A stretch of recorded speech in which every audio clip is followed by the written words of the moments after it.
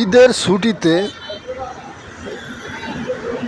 দৌলতদিয়া ঘাটে ফেরিতে ওঠার সময় যেই পরিবহনটি অ্যাক্সিডেন্ট করিয়াছে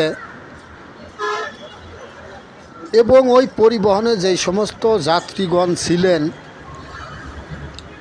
যারা ইন্তেকাল করিয়াছে বা মৃত্যুবরণ করিয়াছে, তাদের রুহের আত্মার মাগফিরাত কামনা করছি ও দেশবাসীকে বলছি সবাই তাদের জন্য দোয়া করবেন। তাদের জন্য আল্লাহ বেহেশত নসিব করে ও তাদের পরিবার পরিজনকে যেন আল্লাহ স্বস্তি দান করে। সমস্ত মানুষ আমরা এই কামনাই করছি, পুরা দেশব্যাপী যেন সবাই তাদের দোয়া করেন। আমি সাধারণ একজন জনগণ, আমিও দোয়া করছি, আপনারা প্রত্যেকে তাদের জন্য দোয়া করবেন যেন তারা